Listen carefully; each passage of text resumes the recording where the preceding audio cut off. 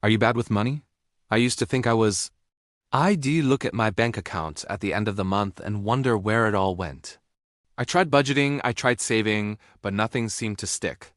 It felt like I was destined to always be just scraping by. But then I realized something crucial. It wasn't me that was the problem. It was my habits.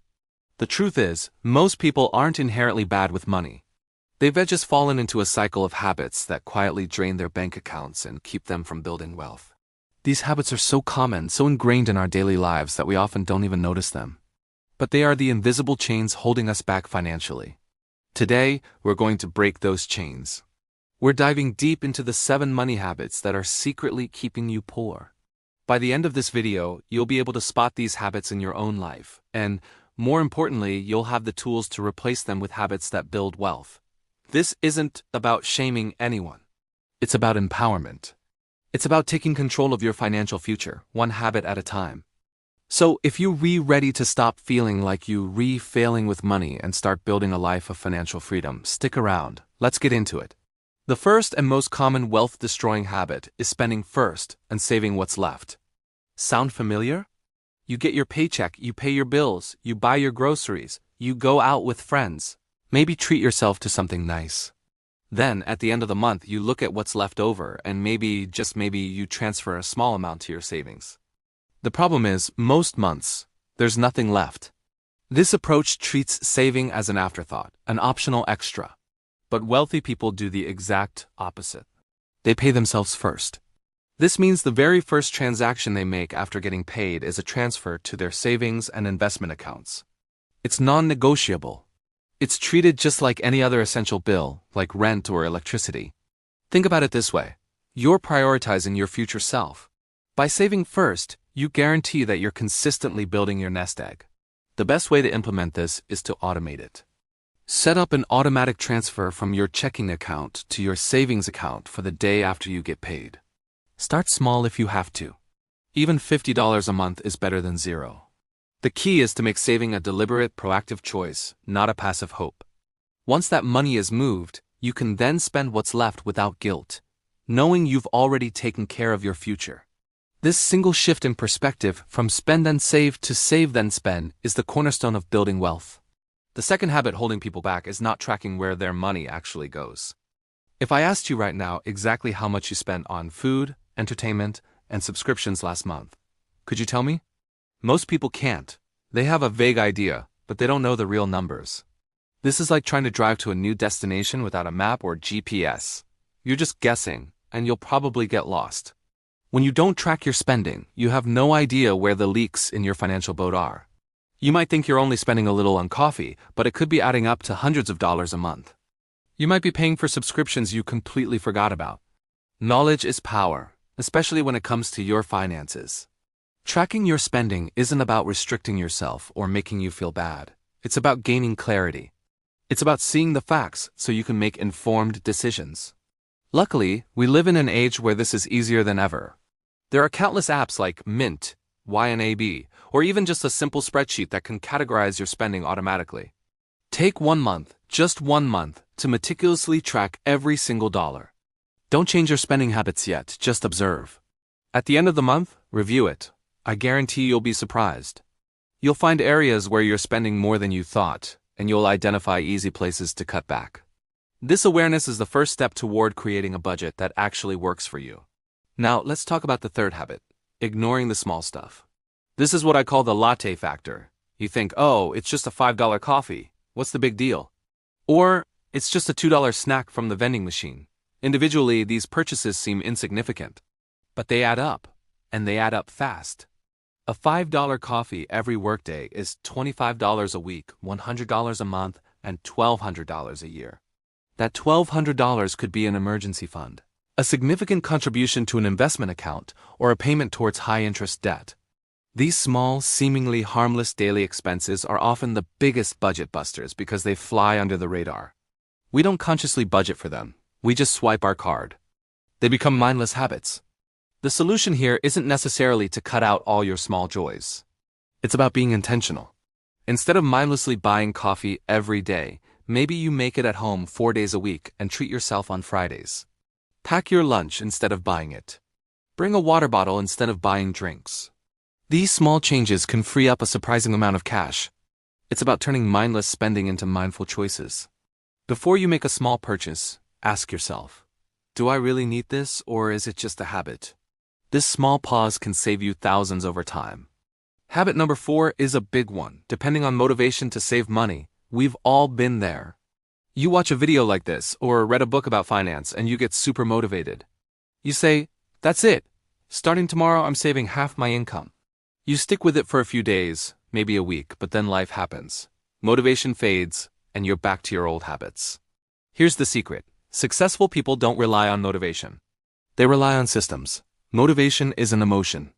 It's fleeting and unreliable.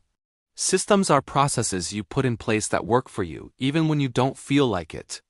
We already touched on the best system for saving: automation.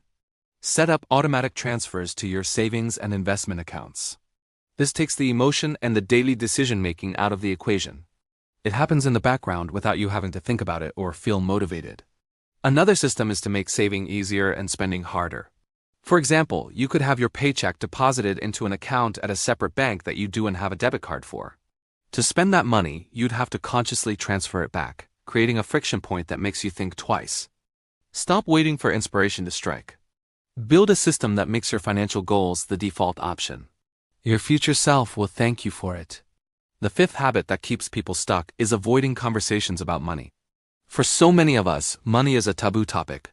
We don't talk about our salaries, our debts, or our financial goals, even with our closest friends or partners. This culture of silence is incredibly damaging. It creates a sense of isolation and shame. You might think you're the only one struggling with credit card debt or feeling anxious about retirement, but I promise you, you're not. When we don't talk about money, we can't learn from each other's successes and mistakes. We miss out on valuable advice and support. This is especially destructive in relationships. If you and your partner aren't on the same page financially, it's a recipe for conflict and stress. You need to be able to talk openly about your shared goals, your spending habits, and your financial fears. Start breaking the silence. Find a trusted friend you can talk to about money. Schedule regular money dates with your partner to review your budget and goals together in a calm, non-judgmental way.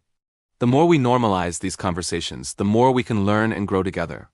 Financial literacy is a team sport, not a solo mission. Don't be afraid to talk about it. This leads us to habit number 6, living only for today and not planning for the future. Our society is built on instant gratification. We want things now, and we're encouraged to buy now and pay later.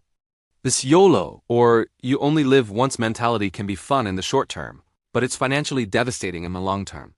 Living purely for today means you're sacrificing your future self for your present self. You're racking up debt for experiences and things now, leaving your future self to deal with the consequences. But here's the thing, you're going to live a long time, and your future self needs you to start preparing now. This doesn't mean you can't enjoy your life today. It's about finding a balance. It's about understanding the concept of delayed gratification. Instead of buying the latest phone on a payment plan, maybe you save up for it over a few months and buy it outright. Instead of taking an expensive vacation on a credit card, maybe you create a dedicated vacation fund and save for it over a year. Planning for the future gives your present spending a purpose. You're not just saving for some vague, distant goal. You're saving for your dream house, for a comfortable retirement, for the freedom to travel the world. When you have a clear vision for your future, it becomes easier and more rewarding to make smart financial choices today. And finally, the 7th and perhaps most insidious habit, thinking that rich habits are only for rich people. You might hear advice like invest in the stock market or start a side hustle and think that's easy for them to say. They have money to begin with. I'm just trying to make it to my next paycheck. This belief creates a self-fulfilling prophecy. If you believe you can't build wealth because you're not already wealthy, you won't even try. You'll dismiss sound financial advice because you think it doesn't apply to you. But the truth is, rich habits are what make people rich in the first place, not the other way around. Most wealthy people started with very little. They got there by consistently applying the principles we've talked about today. They paid themselves first, even when it was just a few dollars. They tracked their spending. They built systems. You don't need a 6-figure salary to start investing. You can start with as little as $5 using modern investment apps. You don't need a huge chunk of capital to start a small side business.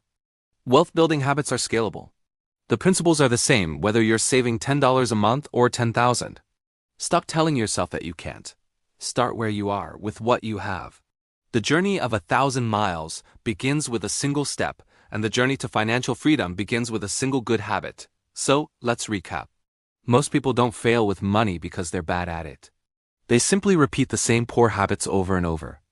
They spend first and save later. They don't track their money. They ignore small expenses. They rely on motivation. They avoid money conversations. They live only for today, and they think good habits are only for the rich. But today, that cycle ends for you. You are now aware of these traps. The first step is awareness. The next is action. Pick just one of these habits to work on this week.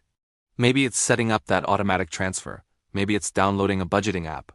Small, consistent changes are what lead to massive results over time. You have the power to change your financial story. Thank you so much for watching. If this video opened your eyes and you're ready to take your financial life to the next level, make sure you subscribe to Growth Mode for more videos that will help you build a wealthier, happier life. Hit that notification bell so you don't miss a thing. We're in this together. See you in the next video.